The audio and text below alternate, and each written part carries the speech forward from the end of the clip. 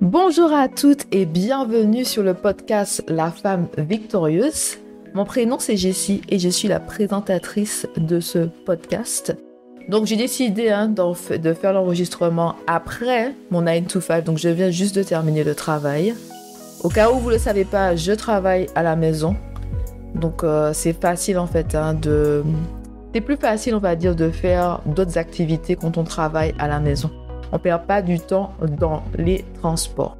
Donc aujourd'hui, nous allons parler des amitiés divines, des amitiés bénies par le Seigneur et surtout l'importance, vraiment surtout l'importance d'être entouré des bonnes personnes.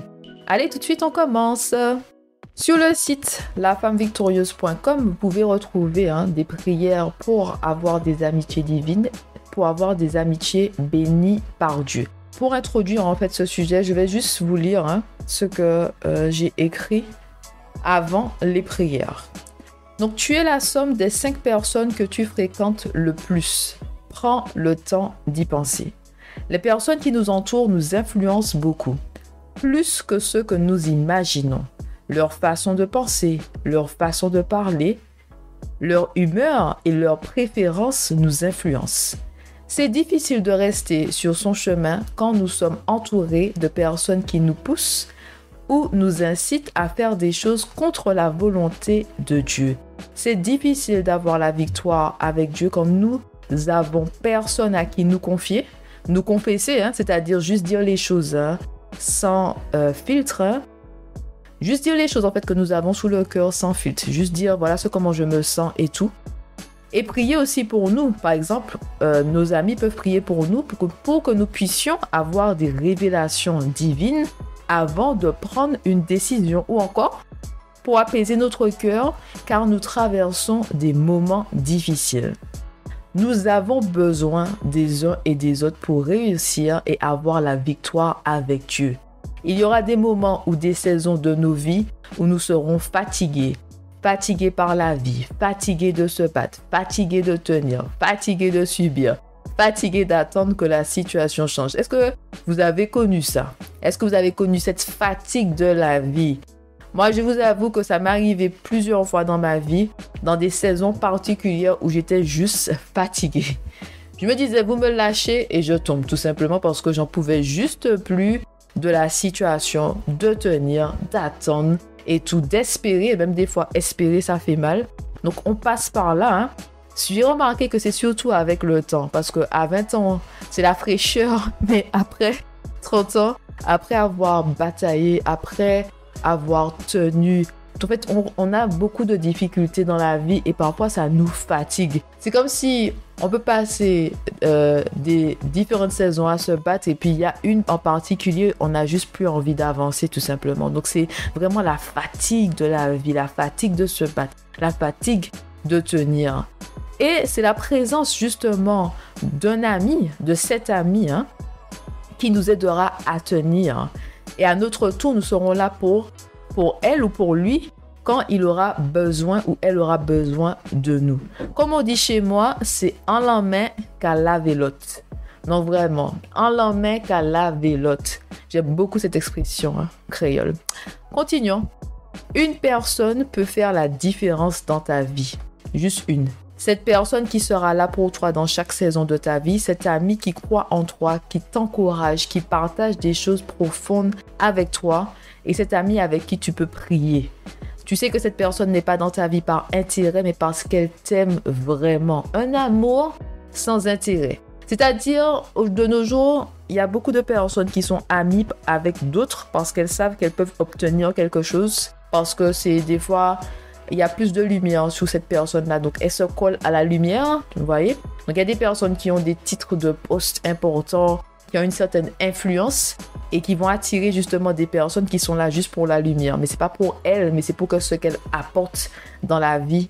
Comment on appelle? Comment on dit ça? Parasites, voilà. Des parasites, voilà. Passons. Donc, tu sais que cette personne n'est pas dans ta vie par intérêt, mais parce qu'elle t'aime vraiment. Un amour sans intérêt, une amitié pure et divine, car votre amitié est sous la coupe de Dieu. Dieu est au milieu de vous. Les amitiés divines valent plus que des rubis ou que de l'or.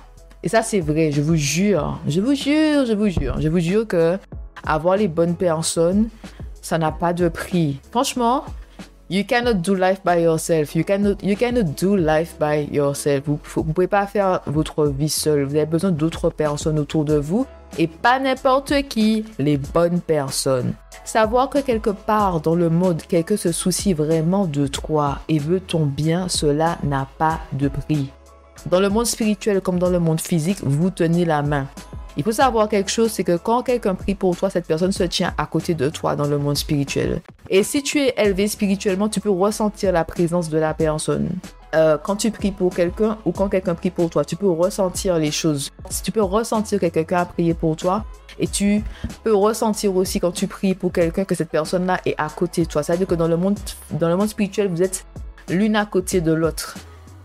Et dans le monde physique, vous pouvez vous tenir la main, vraiment. Vous tenir la main de ton ami, tu vois, ou elle te tient la main quand toi, tu ne vas pas bien. C'est la volonté de Dieu pour toi, avoir des amitiés bénies par lui. Donc, c'est tout. Après, je parle qu'il faut prier pour que le Seigneur t'entoure des bonnes personnes, mais vous pouvez retrouver la prière, en fait, les prières sur le site lafemmevictorieuse.com. Bon, je vais partager quelque chose avec vous. J'ai beaucoup de choses à dire sur ça, mais je ne veux pas que cet épisode soit trop long.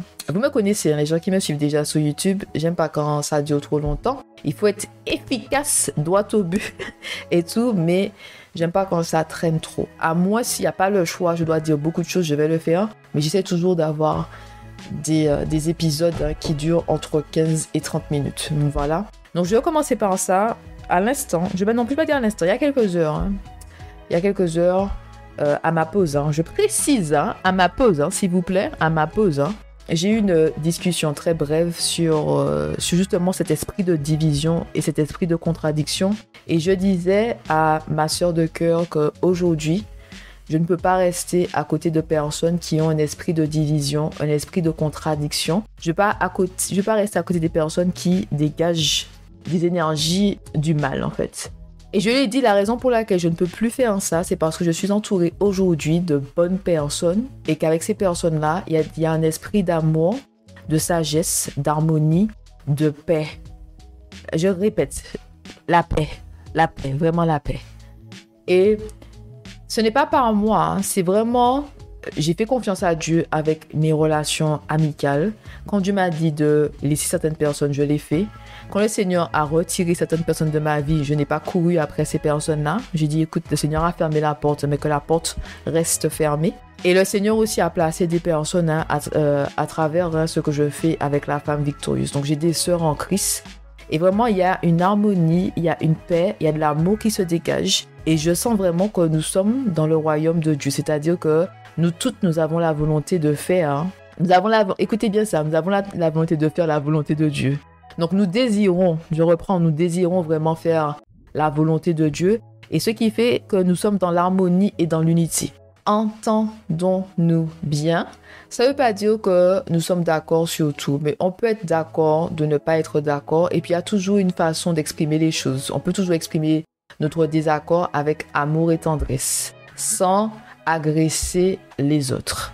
Donc ce qu'il faut savoir, qu'il y a 3 types de relations. Donc il y a les relations, par exemple, avec, comment dire ça ? Des relations, on va dire, générales. C'est des personnes qu'on connaît parce que nous sommes allés à l'école ensemble, le lycée, les choses comme ça. On a travaillé ensemble, mais on n'est pas proche de ces personnes-là. On dit bonjour, bonsoir, on les apprécie, on fait des activités avec eux, mais nous ne sommes pas proches. Il y a des relations amicales saisonnières, c'est-à-dire que ces personnes-là vont rester dans votre vie pour un temps. Ça peut être 6 mois, comme 5 ans, comme 10 ans, mais il y a vraiment un temps. Donc, je vais prendre mon exemple. J'ai des amis, on s'est connus au lycée et aujourd'hui, on ne se parle plus. Ça ne veut pas dire qu'on a des problèmes ou quoi que ce soit, c'est juste que nous avons changé. Nous n'avons pas le même cercle d'amis. Nous n'avons plus les mêmes centres d'intérêt. Nos centres d'intérêt ont changé. On partage en fait seulement le passé. C'est-à-dire que si je dois voir ces personnes-là, on va parler de le temps où on était au lycée, le temps où on était à l'université et tout. Mais on ne partage rien dans le présent. On n'a pas de passion commune. On n'est pas on ne voit pas les choses de la même façon. Donc voilà, il y a des moments, c'est comme ça. C'est-à-dire que Vous avez des meilleurs amis parfois au lycée et puis finalement, 10 ans après, vous vous voyez, vous vous rencontrez, vous pouvez vous dire bonjour, blablabla et avoir une conversation, mais il n'y a pas cette, comment dire ça, il n'y a plus en fait ce lien fort entre vous. Donc c'était vraiment une relation qui a duré pour une saison. Il y a aussi le cas où vous évoluez, donc vous avez un groupe parfois d'amis, encore quelques amis autour de vous. Vous évoluez et ces personnes-là décident de ne pas changer tout simplement. C'est-à-dire que vous passez d'un niveau à un autre et ces personnes-là sont au même niveau. Elles ne changent pas de mentalité, elles ne renouvellent pas leur esprit. Et à ce moment-là, il y a vraiment un décalage entre vous et vos amis en fait. Bon, si vous n'avez pas conscience que ces amitiés doivent prendre fin ou encore que vous devez vous éloigner de ces personnes-là vont devenir des proies, tout simplement. C'est soit ces personnes-là vont vous rappeler qui vous étiez avant, et il y en a certaines qui vont vous appeler par vos péchés, ou encore ces personnes-là vont vous tirer vers le bas. C'est-à-dire que vous essayez d'évoluer, d'avancer, ces personnes-là vous ramènent toujours au niveau, elles veulent vous ramener au niveau où elles sont. Et ça peut se traduire par la jalousie, par l'envie, par du sarcasme, par des pics. Vous savez, ces amis-là qui font des blagues à la con, je dis ça, hein, c'est comme ça que c'est. Des amis qui font des blagues à la con et puis après, non mais tu sais que je rigole, je ne pense pas ça vraiment, mais yo j'ai dit au lit. Enfin bref, elles expriment des frustrations par rapport à votre vie parce que se disent que vous réussissez dans votre vie, mais quand vous donnez des conseils, elles ne mettent pas ces conseils-là en pratique et après c'est comme si elles vous reprochent le fait que vous avez du succès dans votre vie alors que vous faites le nécessaire justement pour pouvoir passer au prochain niveau. Vous suivez les instructions de Dieu, vous priez beaucoup et tout, vous faites le bien autour de vous, vous investissez en fait dans votre développement personnel, mais aussi dans le développement spirituel. Hein. Et quand je dis investissement, c'est-à-dire passer du temps à lire la Bible, passer du temps à prier. Et dans le développement personnel, c'est de lire des livres, d'écouter des personnes qui vous apportent des choses, qui sèment des graines dans votre vie, qui vous montrent de nouvelles perspectives, qui participent à votre élévation, qui vous donnent des outils pour améliorer certains domaines de votre vie. Donc, il peut y avoir du mépris à cause de votre succès, comme si, en fait, on vous reproche votre élévation, votre changement de niveau. Et parfois, il faut prier et demander à Dieu de vous révéler les personnes qui doivent rester à vos côtés et les personnes qui doivent, comment dire ça, prendre le large, mettre les voiles. Je dis ça, mais c'est... En gros, parfois, il faut fermer la porte. C'est difficile de fermer la porte, mais parfois, il faut fermer la porte. J'ai eu à faire ça plusieurs fois. Il y a très longtemps, vraiment, peut-être 5 ans, 6 ans, 7 ans, je ne me rappelle pas. Je regardais beaucoup de vidéos de développement personnel. Vraiment, c'était vraiment ça. Et il y a une personne qui avait dit « Vous êtes la moyenne des 5 personnes que vous fréquentez le plus ». Et j'ai regardé autour de moi et c'était en fait des personnes négatives et qui se plaignaient. Et je me suis dit, en gros, si je fréquente des personnes comme ça, c'est parce que moi-même, je suis un peu négative et je me plains. Et je me suis dit, il faut que j'arrête avec ça. Et donc, l'une d'entre elles, c'était la même chose. En gros, on se rencontrait pour se plaindre de la vie à Londres. Vraiment, c'est ce qu'on faisait. La plupart du temps, on se plaignait de la vie à Londres et tout, machin. Comment on avait marre du temps, blablabla. Il y avait aussi le loyer qui est cher, le travail, blablabla, la colocation, tout ça, les logements. Et mais en fait, c'est pas que ça, mais on se plaignait quand même beaucoup. On se plaint des mêmes choses, mais on prend pas les décisions pour changer sa vie. Mais on se plaint, mais on prend pas les bonnes décisions. Chaque mois, on parle des mêmes choses, mais on se dit pas qu'on va faire des choses pour changer notre vie. Et je me suis dit que je veux pas être une personne négative, je veux une personne positive. Et quand moi j'ai changé, cette pote-là n'a pas changé en fait. Et puis elle était aussi dans une autre situation toxique. Et je me suis dit, je veux pas de situation toxique autour de moi. Donc, j'ai pris le large tout simplement. Et puis il y a une autre personne, une personne adorable mais trop gentille, vraiment trop gentille. Et quand je dis ça trop gentille, c'est parce que vous devez être de bonnes personnes mais savoir imposer vos limites. C'est-à-dire que oui, je suis une bonne personne, mais vous pouvez pas venir et marcher sur moi.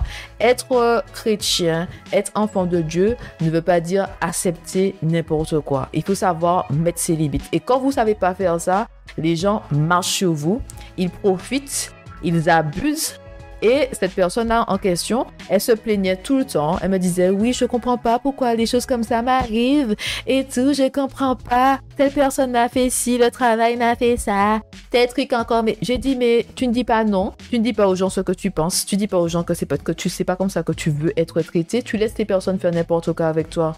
Et tu sais pas dire non. Il faut savoir dire non. Oui, je veux aider mon prochain, mais il y a des limites. Aider mon prochain ne veut pas dire sacrifier ma vie pour mon prochain. C'est une aide. C'est pas mettez tout poids en l'air. C'est une aide. D'accord? On peut partager, mais ne prends pas tout ce que j'ai quand même. Non, mais moi, je vous dis, être trop gentil, c'est comme une maladie, en fait. Parce que vous pouvez pas imposer vos limites. Et il y a des gens, vraiment, qui manipulent, qui abusent, qui n'ont pas de bouton stop. Ils vont prendre tout ce que vous avez. Ils vont vous faire des demandes. Ils vont exagérer dans leurs demandes. Et à chaque fois, comme vous dites oui, ils vont pousser chaque fois le bouchon un peu plus loin. Ils n'ont pas de bouton stop. Ils se disent pas, ah oui, la personne mérite ceci. Non, ils s'en foutent. Tout ce qu'ils voient, c'est qu'est-ce que je peux avoir de cette personne-là. Elle est gentille, elle va faire ça pour moi de toute façon. Ils savent très bien que vous allez dire oui encore une fois. Ils vont abuser encore et encore. Vous ne savez pas dire non. Ils sont encore demain devant chez vous à vous demander les mêmes choses. Donc, j'ai dû parler à cette amie à l'époque et je lui ai dit qu'elle est vraiment une personne formidable. C'est une personne vraiment qui a le cœur sur la main. Elle est vraiment gentille, mais malheureusement, son comportement me rappelle quelqu'un d'autre dans ma famille et j'ai préféré mettre fin à cette relation. J'ai dit que je ne veux pas repasser par là parce que je sais très bien que le problème en gros, c'est qu'elle ne pouvait pas dire non et qu'elle ne savait pas imposer ses limites. C'était ça son problème. Et même si des fois on dit à des personnes, tu devrais changer ceci, est-ce que tu as pensé à faire cela? Des fois les personnes ne veulent pas se dire que le problème c'est moi. Elles se disent que c'est toujours le problème c'est les autres. C'est les autres qui profitent de moi, c'est les autres qui font ci, qui font ça, qui abusent de moi. Mais à quel moment tu dis non? À quel moment tu mets un point sous la table et tu dis trop c'est trop? Ne faites pas ça avec moi.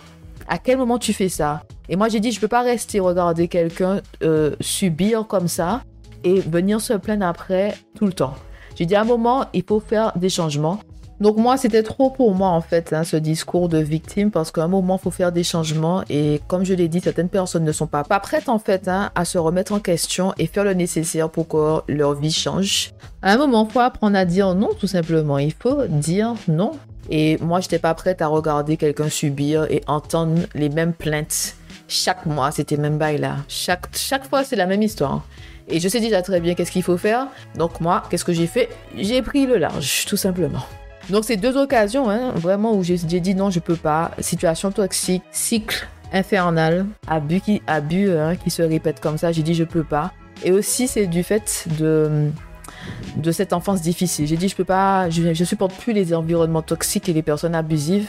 Et aussi les personnes trop gentilles qui savent pas dire non. Parce que elles répètent la même chose tout le temps. Ce sont des victimes. Mais quand je demande, pourquoi tu dis pas non à cette personne-là? Pourquoi tu arrêtes pas de parler à cette personne-là? Pourquoi tu ouvres ta porte encore? Elles vont me dire, oui, mais ceci, mais cela. Je dis, je peux pas faire tout le temps avec des excuses. À un moment, il faut dire les choses. À un moment, il faut penser à soi. À un moment, il faut faire une évaluation de la réalité et se dire, mais comment cette personne-là affecte ma vie? Comment je me sens à côté de cette personne-là? Et moi, je peux pas faire ça pour les autres. Mais par contre, je peux fermer ma propre porte. Donc, je ferme les portes. Donc, voilà. Et puis ensuite, il y a les relations de la destinée. Et là, c'est vraiment Dieu qui place ces personnes-là dans vos vies. Et ces personnes-là vont vraiment être des personnes qui sont avec vous jusqu'à la fin. Donc, les personnes de la destinée. Parce que ces personnes-là ont vraiment des clés de certaines portes de votre destinée. Ce sont des personnes qui sont là, en fait, pour vous aider à accomplir votre destin. Bon, je vais prendre un exemple concret. Le Seigneur, il a mis une amie que j'ai rencontrée au travail. Il nous a vraiment, comment dire ça? C'est vraiment le Seigneur qui a orchestré cette rencontre et qui a travaillé en nous et a fortifié notre amitié. Donc, je l'ai rencontrée au travail et tout. Et c'est un travail, je priais vraiment par la force et par la foi que je vais quitter ce travail-là au nom de Jésus. Je proclamais ça dans le travail. Je disais à l'ascenseur, c'est la dernière fois au nom de Jésus que je vois cette ascenseur. C'est la dernière fois que je vois cette porte d'entrée. J'étais déterré, Seigneur, fais-moi sortir de là. Sauf que le Seigneur, en fait, il a déjà tout prévu pour moi. Je suis restée plus longtemps dans ce travail-là aussi pour pouvoir, en fait, avoir une amitié forte avec cette femme de Dieu. Et ça fait longtemps que je la connais. On se connaît depuis l'année 2018. C'est comme si on s'est vraiment relevé dans chacune de nos épreuves, que ce soit tenir la main de l'autre, de l'une et de l'autre physiquement, se serrer dans les bras, mais aussi dans la prière. Prier pour que le cœur de l'autre soit apaisé quand elle traverse des difficultés, quand elle apprend de mauvaises nouvelles, quand elle est ébranlée par quelque chose au travail ou dans la vie personnelle. Et c'est vraiment le Seigneur qui a placé cette femme de Dieu dans ma vie. Et j'ai été bénie chaque année avec cette amitié. J'ai été bénie au-delà de toutes mes espérances, au-delà de ce que je pouvais imaginer. Il a dépassé mes attentes avec cette amitié-là. Et je sais que c'est le Seigneur. Parce que moi, je priais pour quitter ce travail-là. Je priais pour trouver un autre travail. Donc au début, je sentais que je ne devais pas en fait chercher d'autres travail. Et par la suite, le Seigneur m'a dit que c'est là que je veux que tu sois. Mais moi, je priais vraiment, je déclarais et tout. Donc, bien sûr, pas devant, pas au milieu quand même des collègues, hein, mais quand j'étais toute seule dans l'ascenseur, il n'y avait pas de caméra dans cet ascenseur-là. Vous savez qu'à Londres, il y a un CCTV partout, il y a vraiment des caméras partout. Mais il n'y a pas de caméra dans cet ascenseur-là. Je déclarais au nom de Jésus, c'est la dernière fois. Par la force et par la foi, je sortirais de là. Mais le Seigneur savait pourquoi il m'avait placé là. Il a vraiment travaillé en nous. Et dans les moments où j'avais vraiment besoin d'une amie, de quelqu'un qui m'écoute, de quelqu'un qui prie pour moi, elle était là. Elle était vraiment là. Et toujours guidée par l'Esprit Saint. Car elle opère avec l'Esprit Saint, elle aussi. Et pour terminer avec cette histoire, je me souviens que parfois elle m'envoyait par message, s'il te plaît, prie pour moi. Hein. On était au travail, on est au travail ensemble et tout. À un moment, elle a changé d'équipe, tout ça, elle n'était plus dans mon équipe, tout ça. Elle me dit, oui, j'ai un souci, blablabla, prie pour moi. Je me rappelle que je prenais mes affaires, j'allais aux toilettes pour prier pour elle. Donc voilà, donc on s'est vraiment soutenus dans les moments difficiles tout au long en fait de ces dernières années. Et c'est vraiment les amis qui vous aident à traverser les difficultés et les tragédies. C'est pour ça que j'insiste avec vous. You cannot do life by yourself. Vous avez besoin des bonnes personnes autour de vous. Vous avez besoin de, comment on dit ça? Companionship. Vous avez besoin de, c'est quoi le nom? Comment on dit ça en français? De compagnons de route. Voilà, vous avez besoin de compagnons de route. Il y a une autre personne que le Seigneur a orchestré quelque chose dans ma vie et je me suis retrouvée à vivre avec des amis à l'extérieur de Londres. Et je dois dire qu'au début, j'étais pas contente. J'ai dit à Dieu, pourquoi tu m'envoies à l'extérieur de Londres et tout. Moi, j'aime pas passer plus d'une heure, plus de 45 minutes. Je dis ça là, mais plus de 30 minutes dans les transports pour aller au travail. Et là, je passais 1h30 aller, 1h30 retour. J'étais pas contente avec le Seigneur. J'ai prié parce que le Seigneur m'avait déjà dit que j'allais me retrouver chez eux. J'ai prié, j'ai dit Seigneur non parce qu'ils habitent trop loin du centre et je ne peux pas rester dans le train comme ça pendant 1h30 pour pouvoir aller dans le centre, pouvoir aller à Londres. Eux, ils étaient à l'extérieur de Londres. Hein. Mais j'ai prié en me disant que Dieu allait changer d'avis. Il n'a pas changé d'avis. J'ai prié, franchement j'ai prié. Dieu m'a donné des visions que c'est là que tu sauras. J'ai dit, je vais prier, le Seigneur va changer d'avis. Il n'a pas changé d'avis, je me suis retrouvée là. Et le Seigneur m'a montré après qu'il a utilisé le mari de ma pote pour mettre des graines d'entrepreneuriat en moi, pour changer ma mentalité. Parce qu'avant, j'avais la mentalité de salarié, j'avais une mentalité de pauvre. Et en fait, en étant avec eux dans leur maison, son mari vraiment parlait avec moi de, par exemple, Rich Dad Poor Dad. Donc, comment on dit ça en français encore ? Le livre Père riche, Père pauvre. Donc, c'est lui qui m'a donné ce livre-là. Il m'a dit, Jessie, tu devrais lire ça. Donc, j'ai commencé à lire. Il m'a parlé de l'entrepreneuriat, de comment monter une entreprise et tout, comment vendre des vêtements. Il m'a parlé de la mentalité de pauvre, comment voir la vie, faire des investissements, diversifier ses sources de revenus. C'est vraiment lui. C'est les conversations que nous avons eues autour d'un bon repas, le soir après le travail, ou à midi, le samedi ou le dimanche, qui fait que j'ai changé de mentalité par rapport à ça. Et le Seigneur m'a vraiment montré qu'il a utilisé cette personne-là pour mettre les graines en moi. Et après, des années après, en fait, j'ai agi sur ça. Et je lui ai dit ça j'ai dit merci à ma pote et son mari, parce que j'ai dit que vous avez vraiment, comment dire ça, semé des graines dans ma vie. Semé de bonnes graines qui ont porté de bons fruits aujourd'hui. Et aujourd'hui, nous voyons les fruits dans ma vie, tout simplement. Donc, c'est vraiment la destinée. Il y a des personnes qui sont là, qui ont des clés, des portes de votre destin, que vous devez rencontrer ces personnes-là. Et ces personnes-là vont vous montrer de nouvelles choses, vont vous aider, vont ouvrir une autre porte pour vous, vont vous mettre en relation avec quelqu'un en particulier, vont vous donner des informations que vous avez besoin à un instant T. Et ils sont toujours dans ma vie aujourd'hui, on se voit de temps en temps et tout, et on s'appelle si besoin. Quand on parle de bénédiction, beaucoup de personnes pensent tout de suite l'argent. Bénédiction égale argent, non. Bénédiction égale santé physique, santé mentale, amitié. Bénédiction égale j'ai assez de nourriture sous la table. Bénédiction égale je peux partager les fruits et les légumes que j'ai dans mon jardin. Ce sont des bénédictions, ça. Les gens voient toujours qu'on dit bénédiction, c'est l'argent. Il n'y a pas que l'argent. Il y a la santé, il y a les amis, il y a la famille qui nous entoure. Il y a cet amour-là, cet amour que nous recevons et cet amour que nous donnons aux gens autour de nous. Et l'amour, c'est aussi à travers notre famille, mais aussi à travers nos amis. Parce que nos amis deviennent comme des membres de notre famille. Mon groupe d'amis, ces personnes-là qui font la volonté de Dieu et qui marchent avec moi sur le chemin de Dieu, je les appelle ma tribu ou encore mon village. Et dans mon village, on prend soin des uns des autres, même si nous n'habitons pas dans le même pays. Donc, les gens de mon village sont en France, les gens de mon village sont en Martinique, les gens de mon village sont en Angleterre. Les gens qui n'aiment pas le village, la tribu si vous voulez, ceux qui n'aiment pas le village, parce que vous pensez que le village, la tribu, vous n'aimez pas le village, la tribu. Vous devez avoir une tribu. Vous prenez soin des membres de votre tribu et les membres de votre tribu prennent soin de vous. C'est en la main qu'à la vélote. On a besoin des uns et des autres. Le Seigneur ne nous a pas mis sur terre pour faire la vie seule. On a besoin des uns et des autres. Et aussi, avoir les bonnes personnes autour de soi, ça augmente notre joie et notre bonheur. Il y a un bonheur quand on partage des choses avec les personnes qu'on aime. Vous savez que vos amis ont attendu longtemps pour avoir quelque chose et vous voyez la main de Dieu. Il y a tout le monde qui pleure parce qu'on a tous attendu avec cet ami en particulier. On attendait tout ce que Dieu fasse dans sa vie. Dieu a fait et tout le monde est en train de pleurer de joie. Tout le monde est en train de rigoler. Tout le monde est en train d'acclamer le Seigneur, de rendre gloire au Seigneur parce que on attendait ensemble que le Seigneur bénisse cette personne-là de notre village ou encore de notre tribu. Donc, Dieu vient de me rappeler que je n'ai pas terminé. Moi, je terminais déjà cet épisode-là, mais Dieu m'a dit quelque chose. Il m'a dit que je n'ai pas parlé de l'Esprit Saint. Aujourd'hui, je peux dire que j'ai des femmes autour de moi qui opèrent avec l'Esprit Saint et ça n'a pas de prix. Ça n'a pas de prix parce que l'Esprit Saint va les insuffler quoi prier pour moi.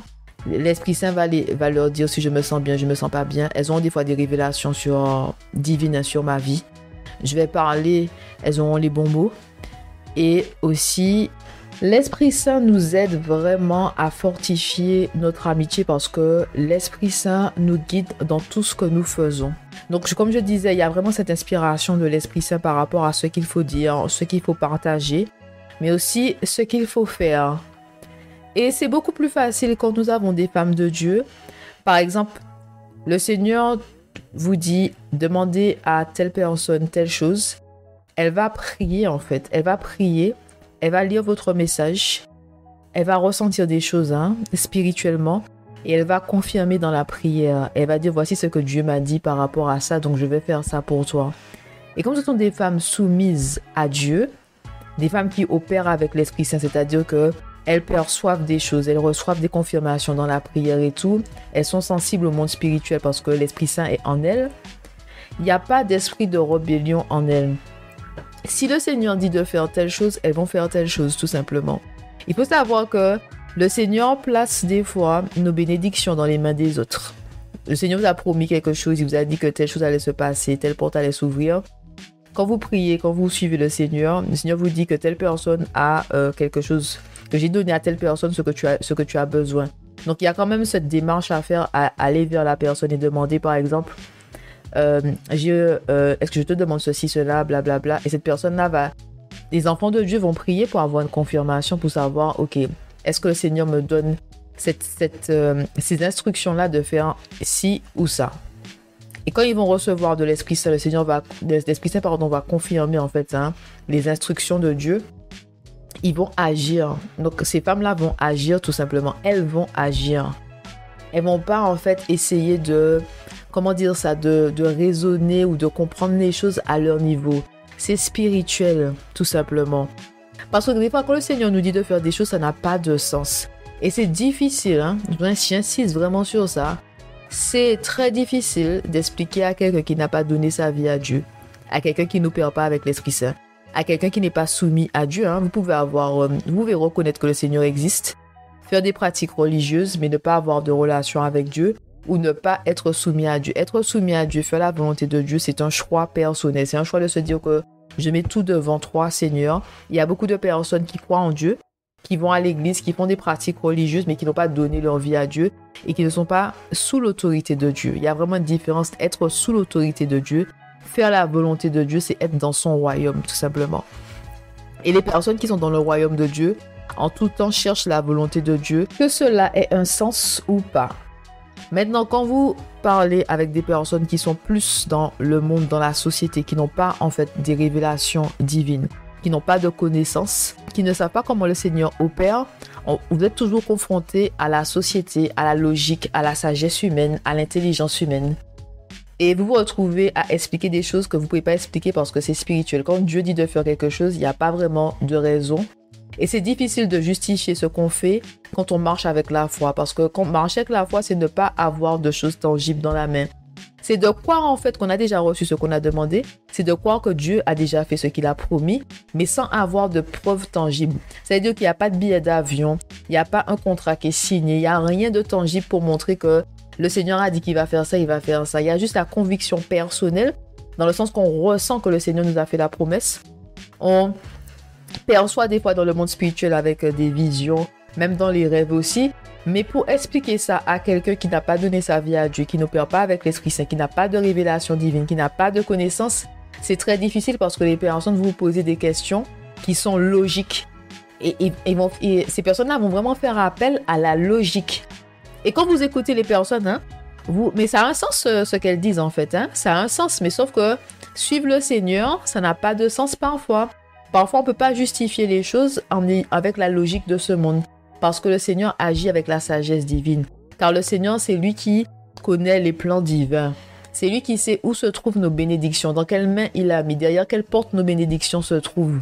Donc ça n'a pas de sens. Et si vous vous souvenez des histoires que je vous ai racontées, le Seigneur m'a dit, va chez tes amis à l'extérieur de Londres. J'ai quand même prié pour que le Seigneur change d'avis. Parce que pour moi, je ne voyais pas pourquoi je devais aller jusque-là. Je dis au Seigneur, tu es Dieu, tu es le Dieu de l'impossible. Tu peux me trouver un appartement, une maison dans le centre, une chambre à louer dans le centre, tout simplement. Le Seigneur m'a dit de rester dans ce travail-là. Je dis du Seigneur, pourquoi je reste dans ce travail-là? Je peux trouver mieux, tu es avec moi, tu peux me donner un meilleur travail que ça.